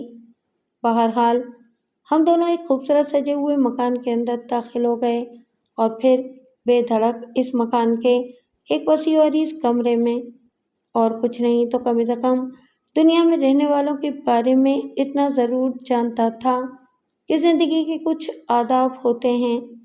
کسی کے گھر میں اگر داخل ہوا جائے تو اس سے اجازت لینا ہوتی ہے۔ یہ ایسا کون سا مکان تھا جس میں بلا اجازت بآسانی اندر داخل ہونے میں کوئی دقت نہیں ہوتی تھی؟ میں راجا جوگیال کے ساتھ ایک بہت بڑے کمرے میں داخل ہو گیا۔ فرش پر قالین بچھے ہوئے تھے اور قالینوں پر سفید چادریں بچھی ہوئی تھیں، اور دیواروں کے ساتھ ساتھ اور درمیان میں سفید غلاف میں لپٹے ہوئے گاؤ تکیے رکھے تھے۔ اس کے علاوہ چاندی کے عجیب سے برتن جگہ جگہ رکھے ہوئے تھے اور بہت سے افراد ان گاؤ تکیوں سے ٹیک لگائے بیٹھے تھے۔ ایک طرف ساز بجانے والے رنگ برنگے چمکیلے لباسوں میں ملبوس ترچھی ٹوپیاں لگائے بیٹھے تھے اور ان کے ساز بج رہے تھے۔ تبلچی طبلے سے زیادہ اپنی گردن مٹکا رہا تھا اور درمیان میں واقعی ایک بہت ہی خوبصورت لڑکی رقص کر رہی تھی۔ ایک طرف نیم دائرے کی شکل میں کچھ عورتیں بیٹھی ہوئی تھیں۔ انہی میں سے ایک عورت نے ہمیں دیکھا تو چونک کر ہاتھ اوپر اٹھا دیے اور سارے ساز ایک دم رک گئے۔ ساز خاموش ہوئے تو رقص کرنے والی لڑکی بھی اپنی جگہ رک گئی۔ عورت جلدی سے اپنی جگہ سے کھڑی ہو گئی اور اس نے کہا، آہا، راجا جوگیال اور بغیر اطلاع کے؟ تمام لوگ گردنیں اٹھا اٹھا کر ہمیں دیکھنے لگے تو راجا جوگیال نے مسکراتے ہوئے کہا، ارے یہ کیا کرشنا کماری جی، اپنا کام جاری رکھیں، ہم تو من موجی ہیں، موجائی چلے آئے۔ نہیں نہیں، دوسرے مہمان بھی ہیں، ان کا احترام کریں۔ معاف کیجیے گا بھائی صاحب، یہ ہماری کرشنا کماری جی جو ہیں یہ ہمیں ہمیشہ ہی شرمندہ کر دیتی ہیں، ہم آپ سے معافی چاہتے ہیں۔ کرشنا کماری کو شاید شرم آ گئی، جلدی سے بولی، جاری رہو جاری رہو۔ سازندوں نے ایک بار پھر ساز بجانے شروع کر دیے۔ ناچنے والی لڑکی نے ہوش ربا نگاہوں سے ہم دونوں کو دیکھا اور پھر ایک ادا کے ساتھ جھک کر سلام کیا اور پھر رقص شروع کر دیا۔ آئیے، براہ کرم ادھر آ جائیے، راجا صاحب آپ بھی آئیے۔ کرشنا کماری جی خوب عمر رسیدہ تھیں، لیکن بال بال موتی پروئے ہوئے تھے اور چہرہ چاند کی طرح چمک رہا تھا۔ عمر ان پر اثر انداز نہیں معلوم ہوتی تھی۔ میں سحر زدہ سا تھا۔ واقعی راجا جوگیال نے سچ کہا تھا، یہ تو دنیا ہی بالکل اجنبی تھی۔ ایسا بے تکلفی کا ماحول، ایسا رقص، ایسی محفل، ایسا سب کچھ تو میں نے کبھی دیکھا ہی نہیں تھا۔ بہرحال رقاصہ رقص کرنے لگی اور کرشنا کماری جی ہمیں لیے ہوئے آگے بڑھ گئیں۔ پھر انہوں نے ہمیں بیٹھنے کے لیے ایک عمدہ جگہ پیش کی جو ان سے کچھ ہی فاصلے پر تھی۔ گاؤ تکیے ہمارے سامنے کیے گئے اور راجا جوگیال ایک خاص انداز میں گاؤ تکیے سے ٹیک لگا کر بیٹھ گیا۔ میں نہ جانے کیوں کچھ جھیپا جھیپا سا تھا۔ میں یہ محسوس کر رہا تھا کہ وہاں موجود تمام نگاہیں میرا ہی طواف کر رہی ہیں، خاص طور سے وہ عورتیں اور لڑکیاں جو کرشنا کماری کے ساتھ بیٹھی ہوئی تھیں، چمکدار نگاہوں سے میرا جائزہ لے رہی تھیں۔ سب کی سب خوبصورت تھیں اور ان کے ہونٹوں پر ایک عجیب سی مسکراہٹ تھی۔ نہ جانے کیوں یہ مسکراہٹیں اور ان کی آنکھوں کی چمک مجھے اپنے پورے وجود میں چبھتی ہوئی محسوس ہو رہی تھی۔ کرشنا کماری جی ہمارے سامنے بیٹھ گئیں، پھر کہنے لگیں، آپ جب آتے ہیں راجا صاحب تو اطلاع کرا دیا کرتے ہیں اور پھر ہم آپ کا استقبال کیا کرتے ہیں۔ آج آپ اچانک ہی آ گئے؟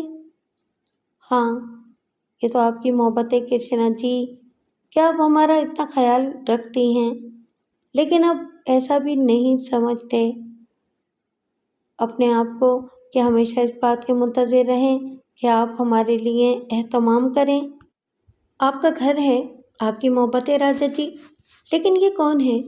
اب کرشنا کماری میری جانب متوجہ ہوئی۔ شہزادہ سکندر، راجا جوگیال نے میرا تعارف کرایا۔ اوہ، راجا کے ساتھ شہزادے؟ کیوں؟ کیا مطلب؟ میرا مطلب ہے کہ راجاؤں کے ساتھ تو راجکمار ہوا کرتے ہیں، یہ شہزادے کب سے ہونے لگے؟ سکندر کو جانتی ہو؟ کون سے سکندر کو؟ انہیں یا اسے جو یونان سے لڑتا جھگڑتا یہاں تک چلا آیا تھا؟ راجا جوگیال نے جواب میں کہا لگایا اور میری طرف رک کر کے بولا، کرشنا کماری جی بہت اعلیٰ تعلیم یافتہ ہیں، ان سے گفتگو کرو گے تو مزہ آ جائے گا۔ لیکن ہمیں یقین ہے، کرشنا کماری نے کہا۔ کیا؟ آپ انہیں یہاں کیوں لے آئے؟ ارے کیوں کرشنا جی، ایسی کیا بات ہے؟ یہ تو بہت چھوٹے ہیں۔ اچھا، یہ بات ہے۔ کرشنا کماری مسکرا کر بولی۔ کرشنا جی، آپ نے ہرے رنگ کی چھوٹی مرچ دیکھی ہے؟ راجا جوگیال نے کہا اور کرشنا کماری ہنس پڑی۔ بہت تیز ہیں کیا؟ ایسے ویسے جب ان کے جوہر کھلیں گے تو آپ کو اندازہ ہوگا۔ دیکھتے ہیں کب کھلتے ہیں یہ ہمارے سامنے۔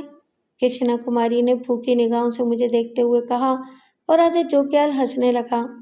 ناچنے والی لڑکی آہستہ آہستہ ہمارے قریب آ گئی تھی۔ راجا جوگیال نے میری جانب اشارہ کیا تو وہ دو زانو ہو کر میرے سامنے بیٹھ گئی۔ میرے بدن نے پسینہ چھوڑ دیا تھا۔ مجھے ایک دم زنبل یاد آ گئی۔ وہ مجھے بے حد پسند تھی اور یہ لڑکی زنبل کے پیروں کی خاک بھی نہیں تھی، لیکن بہت اچھی لگ رہی تھی مجھے، خاص طور سے اس کا یہ عجیب سا انداز۔ زنبل تو ذرا مختلف ہی شخصیت کی مالک تھی۔ یہ لڑکی دودھ کی طرح سفید، بڑی بڑی آنکھوں والی، آنکھوں میں کاجل کی باریک لکیریں بے حد حسین لگ رہی تھیں۔ دانت بھی بے حد سفید اور چمکدار تھے اور جب وہ مسکراتی تو روشنی سی پھیل جاتی۔ اس دوران راجا جوگیال نے جھک کر کرشنا کماری کے کان میں کچھ کہا اور انہوں نے گردن ہلا دی۔ پھر راجا جوگیال نے اپنی جیب سے نوٹوں کی ایک بڑی سی گڈی نکالی اور کرشنا کماری جی کے سامنے سرکا دی۔ کرشنا کماری جی نے آنکھیں بند کر کے گردن خم کی اور گڈی بڑی خاموشی سے ان کے لباس میں کہیں غائب ہو گئی۔ پھر وہ اپنی جگہ سے اٹھیں اور ایک کمرے کے دروازے سے باہر چلی گئیں۔ میں اس دوران ان کی طرف بھی متوجہ تھا اور گھبرائی نگاہوں سے گانے والی لڑکی کی طرف بھی دیکھتا رہا تھا۔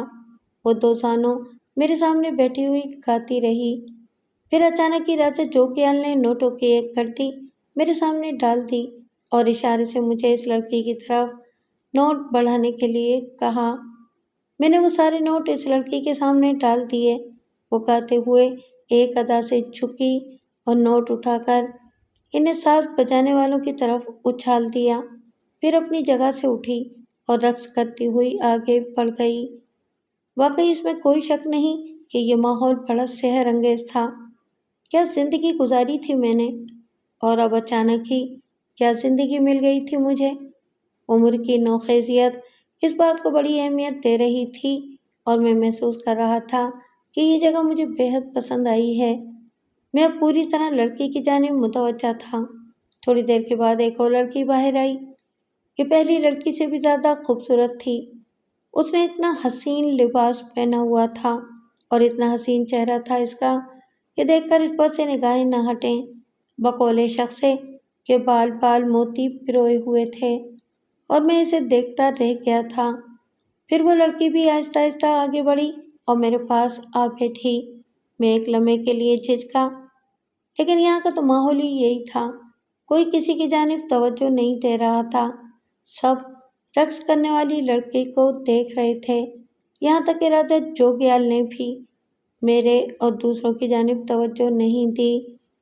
जबकि मेरे करीब आने वाली लड़की मुझसे कुछ और करीब हो गई। फिर उसने आहिस्ता से कहा, सुनिए। मैंने चौंक कर इसे देखा तो वो बोली, बुरी लग रही हूँ मैं? जी, मैं हैरत से बोला। मैंने कहा कि मैं अच्छी नहीं लगी आपको? मम्मी, मैं क्या बताऊँ? बता दीजिए ना, वो एक अदा से बोली। नहीं, मेरा मतलब है कि आप मुझे बुरी नहीं लग रही। सच? वो आहिस्ता से बोली। नाम क्या है आपका? सिकंदर। अच्छा, और मेरा नाम है कंवल। सुने, अगर ये नाच आपको पसंद आ रहा है तो थोड़ी देर यहाँ बैठिए वरना उठिए और हमारे साथ चलिए। हमें आपसे बहुत सी बातें करनी हैं। मैंने घबराई हुई निगाहों से चारों तरफ देखा, फिर राजा जोग्याल को देखा और आहिस्ता से कहा, नहीं, भला मैं यहाँ से कैसे उठ सकता हूँ? हम बताते हैं, इसने कहा, और फिर अचानक ही उसने मेरा हाथ पकड़ लिया और फिर मुझे लिए हुए अपनी जगह से उठ गई। अरे, मैं बौखलाए हुए अंदाज में फिर इधर उधर देखने लगा, लेकिन किसी ने भी हमारी तरफ तवज्जो नहीं दी, जैसे ये सब कुछ मामूल के मुताबिक हो। कंवल मुझे लिए हुए इस दरवाजे से बाहर निकल गई, जिस दरवाजे से थोड़ी देर पहले कृष्णा कुमारी जी गई थीं। मैं दरहकीकत बड़ी बौखलाहट महसूस कर रहा था। जिम्बिल को मैंने पसंद किया था। जिम्बिल मेरे दिलो दिमाग में बसी हुई थी, लेकिन कभी इससे मेरी इतनी बेतकल्लुफ़ी नहीं हुई थी। वो तो बहुत ही नफीस तबीयत की मालिक थी। बहरहाल वो मुझे अपने साथ लिए हुए एक अंदरूनी हिस्से की जानिब चल पड़ी। जिस कमरे से गुजर कर हम बैरूनी बरामदे तक पहुँचे, वो बड़ा हसीन था और इसमें बड़े बड़े गमले सजाए गए थे, जिनमें बहुत ही खूबसूरत फूल खिले हुए थे। यहाँ पहुंचकर लड़की ने मध्यम लहजे में कहा, ये जगह आपके काबिल तो नहीं है सिकंदर जी, पर हम कोशिश करेंगे कि आपका मन हमसे लग जाए। अच्छा, एक बात बताइए, आप वाकई पहली बार किसी ऐसी जगह आए हैं? हाँ। राजा जी आपके कौन हैं? दोस्त हैं, मैंने फौरन जवाब दिया। क्या ये दोस्ती ज़्यादा पुरानी नहीं है? नहीं, तभी तो। क्या राजा जोग्याल अक्सर यहाँ आते रहते हैं? हाँ, बड़े मनमौजी हैं और बहुत बड़े आदमी हैं। जब वो यहाँ आते हैं तो हम सब बड़े खुश होते हैं। चलिए ठीक है, आप यहाँ अक्सर आते रहेंगे, हो सकता है। अच्छा, चलिए ठीक है। अच्छा, एक बात बताइए, मैं कैसी लगी आपको? बहुत अच्छी हो, बड़ी अच्छी बातें करती हो। तुमने अपने बदन पर जो कुछ पहना हुआ है, ये भी बहुत अच्छा है, और ये रंगीन रोशनियाँ जो तुम्हारे चेहरे पर चमक रही हैं, ये भी बहुत अच्छी हैं। वाह, बड़ी खूबसूरत बातें करते हैं आप तो। ये बताइए, क्या यहाँ से जाने के बाद दोबारा भी हमारे पास आएंगे? ये तो राजा जोग्याल की मर्जी है। अगर वो मुझे यहाँ लेकर आए तो ज़रूर आ जाऊँगा, और अगर ना लाए तो नहीं आऊँगा। क्यों? उसने अपने चेहरे को उदास बनाकर कहा। ये तो मैं नहीं कह सकता, लेकिन अगर मैं राजा जोग्याल से कहूँगा कि यहाँ आना है तो वो इनकार नहीं करेंगे। वो बहुत अच्छे इंसान हैं। अच्छा, ये बताएं, मेरे साथ रहेंगे या वहाँ चलेंगे जहाँ रक्स हो रहा है? वहाँ चलें, मैंने कहा, और लड़की ने गहरी निगाहों से मुझे देखा और फिर बोली, आओ फिर चलते हैं। और फिर वो मेरे साथ वापस इसी कमरे में आ गई। यहाँ का माहौल जैसे कि तैसा था। राजा जोग्याल और कृष्णा कुमारी ने निगाहें उठाकर मुझे देखा था और दोनों ने आंखों ही आंखों में एक दूसरे को इशारे किए थे, जिन्हें मैंने महसूस तो किया था लेकिन समझ नहीं सका था। और फिर मैं अपनी जगह बैठ गया। चूँकि मैंने देखा था कि बाकी लोग भी अपनी जगह बैठे हुए हैं, लेकिन वो लड़की उठकर अंदर चली गई थी। फिर अचानक ही राजा जोग्याल अपनी जगह से उठा और मैंने घबरा कर इसे देखा। खुद भी उठने की कोशिश की तो राजा जोग्याल ने कहा, नहीं, तुम बैठो, मुझे ज़रा कृष्णा जी से कुछ काम है। कृष्णा कुमारी भी अपनी जगह से उठ गई थी और वो दोनों बाहर निकल गए थे। मैं अपनी जगह खामोश बैठा रहा। इसने ज़्यादा देर नहीं लगाई थी और कुछ ही लम्हों के बाद वापस आ गया था। बैठोगे यहाँ? पता नहीं, میرا مطلب ہے کہ اگر یہ جگہ اچھی لگ رہی ہے تو بیٹھو، ورنہ چلتے ہیں یہاں سے۔ چلیے، میں نے کہا اور ایک دم اٹھ کر کھڑا ہو گیا۔ میرے ہر انداز میں وحشت تھی، لیکن باہر نکلنے کے بعد راجا جوگیال نے مجھ سے کہا، تمہاری یہ وحشت فطری ہے، ظاہر ہے پہلی بار کسی ایسی جگہ آئے ہوگے، لیکن سچ کہنا کیسا لگا یہاں آ کر؟ ابھی کوئی فیصلہ کن بات کہہ نہیں سکتا میں نے جواب دیا۔ چلو، جب فیصلہ کر لو تو مجھے بتا دینا۔ پھر ہم واپس اسی محل نما عمارت میں آ گئے۔ راجا جوگیال نے مجھ سے کہا، لباس تبدیل کر لو، بیٹھیں گے کچھ دیر، باتیں کریں گے۔ دیکھو میں تمہیں ایک بات بتا دوں، مگر نہیں، بعد میں صحیح، جاؤ پہلے لباس تبدیل کر کے آؤ۔ میں خاموشی سے اپنے کمرے میں چلا گیا۔ میں اپنا تجزیہ کر رہا تھا، جائزہ لے رہا تھا اپنی کیفیت کا، اور یہ اندازہ ہو رہا تھا کہ اس طرح جو لمحات گزرے ہیں میرے لیے ناپسندیدہ نہیں ہیں۔ کوئی خاص احساس تو تھا نہیں دل میں، ہاں بس اگر کبھی کوئی تردد ہوتا تھا تو صرف اتنا سا کہ مہاکال جو کچھ چاہتا ہے وہ میں نہیں کرنا چاہتا تھا، باقی ان لوگوں میں کوئی اور خرابی نہیں تھی۔ بہرحال میں راجا جوگیال کے پاس پہنچا، وہ بھی لباس تبدیل کر کے آ گیا تھا۔ کہنے لگا، یوں سمجھ لو کہ یہ تمہارا امتحان تھا۔ امتحان؟ ہاں، وہ کیسا؟ میں دیکھنا چاہتا تھا کہ تم عورت سے کتنا متاثر ہوتے ہو۔ کیا دیکھا؟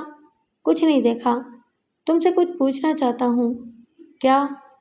وہ لڑکی جو تمہیں اپنے ساتھ لے گئی تھی تمہیں کیسی لگی؟ میں نہیں سمجھا۔ کیسی شکل و صورت کی تھی وہ؟ بہت خوبصورت تھی، اچھی لگ رہی تھی۔ اس نے تمہیں اپنے ساتھ قیام کرنے کی پیشکش بھی کی تھی شاید، مگر تم نے اسے انکار کر دیا۔ تو میں کیا کرتا؟ یہیں سے ہمیں اس کی فطرت کا پتہ چلایا جا سکتا ہے، کیونکہ یہ عمر جس سے تم اس وقت گزر رہے ہو بڑی خوفناک عمر ہوتی ہے۔ میں نے کرشنا کماری سے کہا تھا کہ کمل کو تمہارے سامنے لائے۔ کیوں؟ میں یہ دیکھنا چاہتا تھا کہ تم کمل کے چکر میں آتے ہو یا نہیں۔ کیا دیکھا؟ میں نے سوال کیا۔ بہت اچھی شخصیت کے مالک ہو تم، پر سنو، عورت کائنات کی سب سے حسین مخلوق ہے، لیکن سب سے خوفناک اس کا حسن بے مثال ہے، لیکن اس کی فطرت بے حد بھیانک۔ جب سے یہ دنیا قائم ہوئی ہے اس نے مردوں پر حکومت کی ہے، اس کی دل فریبی سے بچنا ممکن نہیں ہے۔ ارسطو تک اس کے جال میں گرفتار ہوئے بغیر نہیں رہ سکا۔ میں یہ نہیں کہتا کہ عورت کا انسانی زندگی میں کوئی دخل نہ ہو، لیکن حالات کو پرکھے بغیر اس کے جال میں پھنس جانا اچھی بات نہیں۔ اور تم مہاکال کے ارادوں کی تکمیل ہو، کیا سمجھے؟ اثالیث اعظم تمہیں مہاکال سے بھی بڑا مقام دینا چاہتا ہے، اور اگر تم نے اس کا دیا ہوا مقام حاصل کر لیا تو تم سوچ بھی نہیں سکتے کہ دنیا تمہارے سامنے کتنی چھوٹی ہو جائے گی۔ ہم یہ جائزہ لینے کی کوشش کر رہے ہیں کہ تم کون کون سی چیزوں سے متاثر ہوتے ہو۔ دیکھو، ہر انسان کا ایک ماضی ہوتا ہے، لیکن ایک نہ ایک دن اسے اپنے ماضی سے رشتہ توڑنا ہوتا ہے اور حال سے رشتہ جوڑنا پڑ جاتا ہے۔ تم حال سے رشتہ جوڑو اور یہ نہ سمجھو کہ ماضی میں جو کچھ کھو چکے ہو اسے دوبارہ حاصل نہیں کر سکتے۔ میری بات اگر عقل سے سمجھنے کی کوشش کرو تو سب کچھ سمجھ میں آ جائے گا۔ تمہارے دماغ میں تمہارے ماں باپ ہوں گے، وہ گھر ہوگا جہاں تم نے پرورش پائی تھی، ان سب سے رشتے ہوں گے تمہارے۔ بے شک میں یہ نہیں کہتا کہ رشتوں کے تار ٹوٹ جاتے ہیں، رشتے تو بڑے مضبوط ہوا کرتے ہیں، لیکن جتنے عرصے سے تم اپنے لوگوں سے بچھڑے ہوئے ہو، اگر ان میں تھوڑا سا اضافہ اور کر لو تو وہ قوتیں تم حاصل کر لو گے جو تمہیں امر شکتی دے دیں۔ تو اپنے ماتا پتا سے مل کر تمہیں جو لطف آئے گا وہ کسی دوسرے حال میں نہیں آ سکتا۔ میری اس تقریر کو برا نہیں سمجھنا، جو کچھ میں کہہ رہا ہوں اس پر غور کرنا، سوچنا، اچھی طرح سوچنا، اور اچھی طرح سوچنے کے بعد فیصلہ کرنا۔ چھوڑو، میرا خیال ہے کہ میری باتیں تمہیں بری لگ رہی ہیں۔ میرے ہونٹوں پر مسکراہٹ پھیل گئی۔ میں نے کہا، دیکھو راجا جوگیال، خود سوچنا اور خود فیصلے کر لینا عقل مندی کی بات نہیں ہے۔ جو کچھ تم نے مجھے سمجھایا ہے وہ میری سمجھ میں آ رہا ہے، मैंने बिल्कुल ये बात नहीं कही कि तुम्हारी बातें मुझे बुरी लग रही हैं या मैं इनसे मुनहरिफ हूँ। क्या मतलब? मुझसे कहो कि मैं तुम्हें आगे की बातें बताऊं। राजा जोग्याल, तुम्हारे पास कयाम का मतलब यही है कि तुमसे ये दुनिया सीखूं जिसे मैं नहीं जानता और जिसे महाकाल या इसके आदमियों ने मुझसे छीन लिया है। देखो, ये बात मैं तुम्हें पूरे खुलूस के साथ बता रहा हूँ कि मुझे अपने माँ बाप से मोहब्बत है और मेरे दिल में इनको पाने की लगन है। लेकिन राजा जोग्याल, मैं तुम्हारी दोस्ती को भी खोना नहीं चाहता। क्या समझे? तो फिर ठीक है, मैं तुम्हारी तरबियत का इंतज़ाम करूँगा। जो कुछ तुम्हें समझाना चाहता हूँ समझाऊँगा। देखो, इस दुनिया को अपनी मुट्ठी में लेने के लिए इसे हैरान कर देना ज़रूरी है।